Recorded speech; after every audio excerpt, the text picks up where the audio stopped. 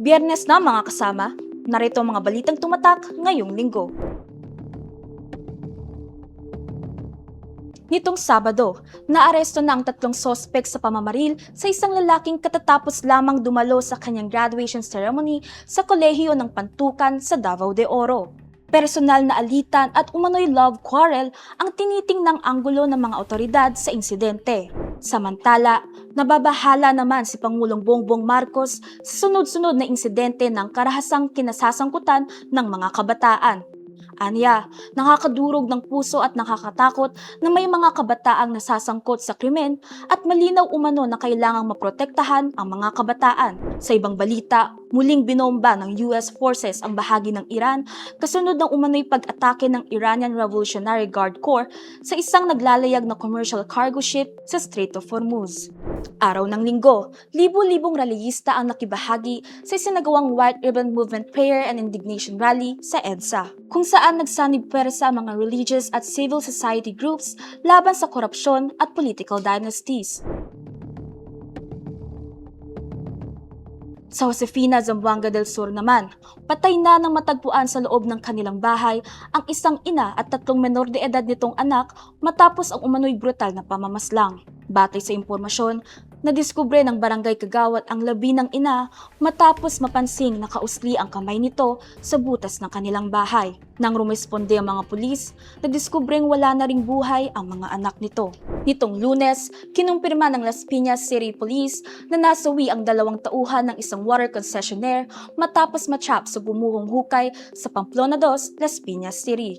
Ayon kay Police Lieutenant Colonel Tiozon Rosarito, Assistant Chief for Operations ng Las Piñas City Police, may lalim na 18 metro ang hinuhukay ng mga biktima nang bigla na lamang itong gumuho kung saan 5 ang na-trap, subalit 3 lang ang nakaligtas. Nitong Martes, natagpuan ng bangkay ng dating Vice Mayor ng Abuyog Leyte at anak nito sa Southern Leyte. Kinumpirma ng PRO8 na ang mga katawang natagpuan sa isang masukal na bangin sa gilid ng kalsada sa barangay Imelda, Silago sa Leyte ay sina former Vice Mayor James Bohol at anak nitong si Carlo James Jimbo Bohol. Isa sa mga anggulong sinusuri ng mga otoridad ay ang umanong pagkakautang ng isang sospek sa mga biktima. Sa ibang balita, nauwi sa Girian ang surprise rally ng Iglesia ni Cristo sa EDSA People Power Monument northbound kung saan 4 na rallyista ang naaresto at 3 pulis ang nasugatan. Ayon kay NCRPO spokesperson Police Major Hazel Asilo, isang pulis ang naipit sa bus ng mga rallyista habang isa pa ang sinapak. Nagdulot din ng matinding abala sa mga motorista at commuter ang rally. Ayon sa INC, layo nitong suportahan si Senator Rodante Marcoleta kaugnay ng kinahaharap na plunder case at igiit ang patas at transparent na sistema ng hustisya. Dahil sa rally, ipinagpaliban din ni Pangulong Bongbong Marcos ang kanyang mga aktibidad. Good news naman dahil magkakaroon ng 85 pesos kada araw na dagdag sa minimum wage ng mga manggagawa sa Metro Manila. Ayon kay DOLE Secretary Francis Tolentino, epektibo ang unang bugso ng wage hike sa July 19 kung saan tataas ng 60 pesos ang daily minimum wage na susundan naman ng 25 pesos na dagdag sa January 2027. Dahil dito, papalo na sa 780 pesos ang arawang sahod ng manggagawang kumikita ng minimum wage sa non-agricultural sector at 743 pesos naman sa agricultural sector. Miyerkules, sumukot sa pulisya ang 3 sospek na umano'y dumukot at pumatay kay dating Abuyog Leyte Vice Mayor at sa anak nito. Ayon sa pulisya, umamin ng mga sospek na pinagplanuhan nilang gawin ang krimen. Nahaharap ang mga sospek sa kasong 2 counts of murder at isa sa ilalim sa inisyal na proseso bago ilipat sa PRO8 para sa karagdagang investigasyon. Habang sa pagdinig ng Senate Committee on Women, sinabi ni Senator Risa Ontiveros na nagsimula sa Texas, USA ang grupong 764 na pinasimulan umano ng 15 anyos na si Bradley Caden Head na naimpluwensyahan ng online game na Minecraft. Ayon sa FBI, ang modus ng grupong ito ay maghanap ng vulnerable minors online upang hikayatin na gumawa ng mga kahindik-hindik na bagay. Nakita ang posibleng kaugnayan ng 764 sa isa sa Tacloban suspects na may suot na KMFDM shirt na sinusuot ng karamihan ng mga miyembro ng grupo bilang pagbibigay pugay sa Columbine killer.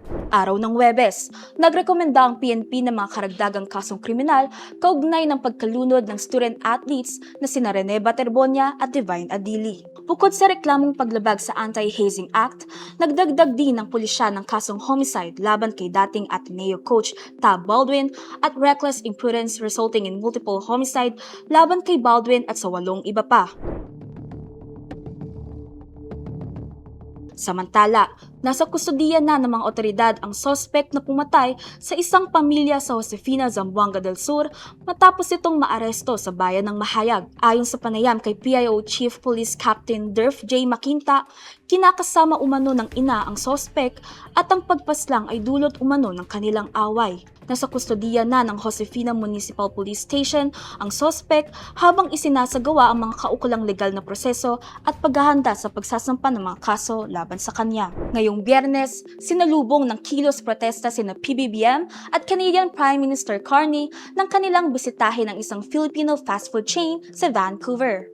Panawagan ng mga rallyista ang papanagutin ang mga sangkot sa umano'y korupsyon sa Pilipinas. Umangat naman sa strategic partnership ang ugnayan ng Canada at Pilipinas mula sa pagpupulong ng dalawang lider ng bansa na inaasahang magdadala ng mas maraming oportunidad sa Pilipinas. Samantala, formal nang inihain ng Ombudsman ng kasong plunder at paglabag sa Presidential Decree No. 46 laban kina Senator Rodante Marcoleta, Mike Defensor at 2 businessmen sa Sandigan Bayan. Ang kasong plunder ay nasa 3rd Division at ang 3 Presidential Decree No. 46 cases naman ay napunta sa 4th, 6th at 1st Division. At yan ang ating news recap ngayong linggo. Manatiling mulat, manatiling may alam. This has been Alona, keeping you in the loop.